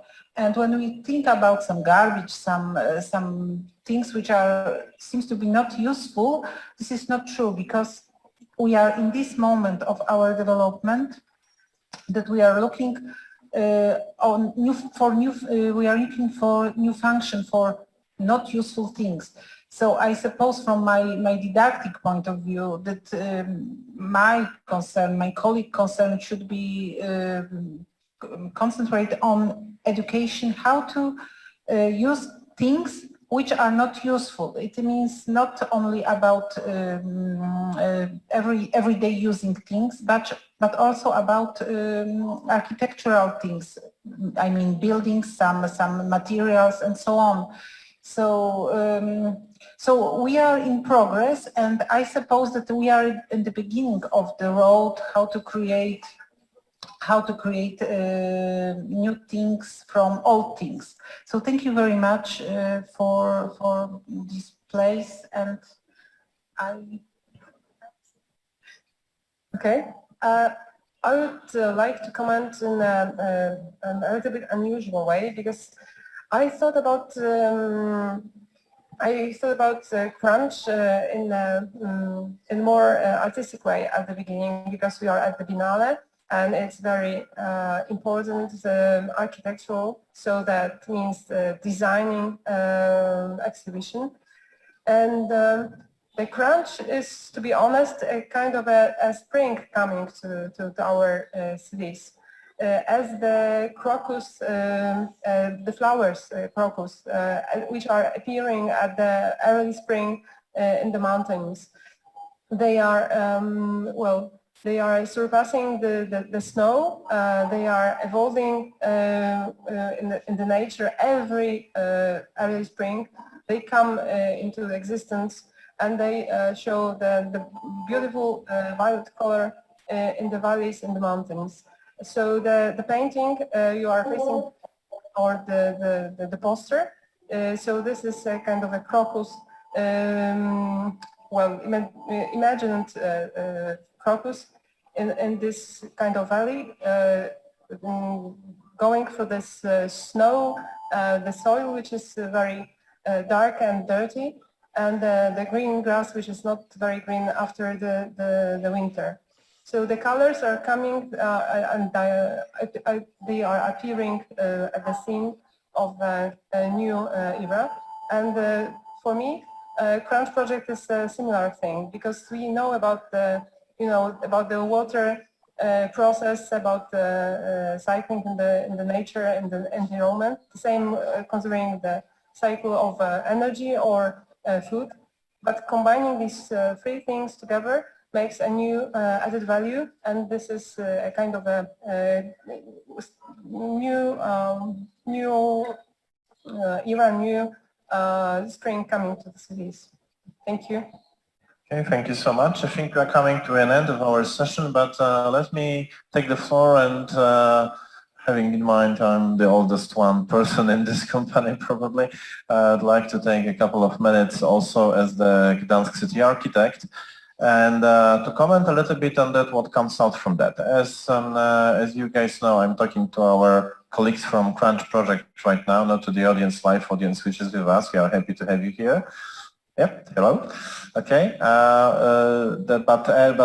actually, I mean, you guys know that I was a little bit aside from the regular works of Crunch, but now I have a fantastic opportunity to enjoy the results of it. And as I mentioned, I'm very much amazed with these results. And this is something which I actually didn't expect that we'll go that far with the project. So really, congratulations to the entire team. But also there are a couple of lessons which are very important. First of all, I mean, we are at the Venice Biennale, the Venice Biennale of Architecture. So we are looking at the beautiful art objects as such. Although there is this nice subtitle, how we are going to live in the future. I'm not entirely sure what is the exact title of this Biennale, but something like this. And I think with this session and with this project we are going even further, which means it's not how we will live, but also how our living environment is going to be shaped in the future. I think that's very much important message which is coming from that. And we know that we should not only look at the positive energy approach, so to speak, but we should also look at the next level, which means we should include all these considerations regarding energy efficiency, food production, and the water management at the local level. But also, this is something which was already discussed at the very beginning of the project. What I think is even more important is that we should apply all these lessons and all these ideas to the new urban concepts. And this is something which I'm very much looking forward to, which means the new types of urban structures which we may produce in our cities, also including the reuse not only of just regular brownfields, but just wastelands, as we discussed. And then we can reshape them not just as regular urban environments, but as the urban environments of for the new millennia, responding to all these needs and observations which have been discussed even during today's session. And this is also a personal lesson for me as a Gdansk city architect. As you know, I am having this new role since a couple of months. And I think that our municipality should think about finding this kind of idea interesting and maybe start working on this kind of innovative new urban district, which should be probably promoted throughout the municipality, and then we should find some space and start thinking about the development of this kind of a thing. So I'd like to, and it's my personal wish and hope, and I'd like to express it here openly, that actually our municipality will have a chance to work together with all of you guys and learn from your experience and from that what was actually presented during today's session. And I guess there is much more in behind the scene going on. And also that we will be able to actually use this experience for the transformation, development, and kind of shaping the new type of the urban environment. But I would not only like to take all these good messages, but also I'd like to take the bad messages, which Thomas expressed in example. We are understaffed, you know. I mean, Thomas, you even don't want to know how much understaffed my office is, you know. You would be surprised, I would say. So, Can imagine, yeah. Yeah, so this is how it is. So, but this is a very important message. We need more people. So we need people not only to hire them, but also we have to educate them. And this is extremely important part. And I'm very happy we have our colleagues from the academia with us. So basically they can transform all these messages and lessons into the new type of the didactic programs. It is extremely important because in the end, if you want to run the new type of the urban environment, you have to hire people who know how to do that. And those people have to be educated somehow. So we are coming back to the very beginning, which means we have to find out what are the, I would say, outcomes for teaching coming from this project.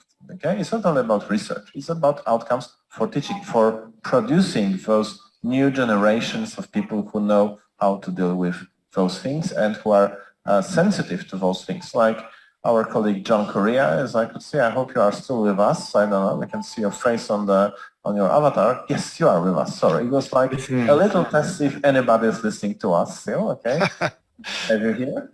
Sorry.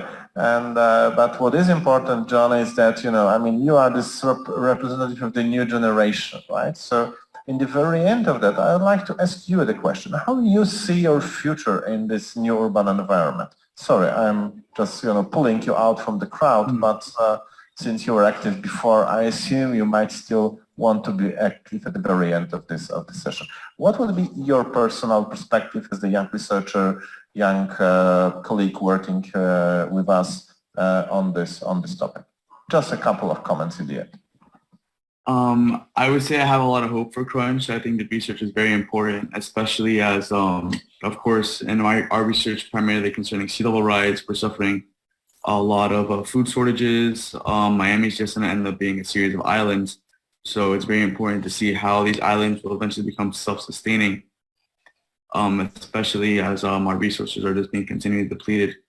I'm very excited to see what comes from this research, and the research of all the other panelists is brilliant. I'm very excited for that as well.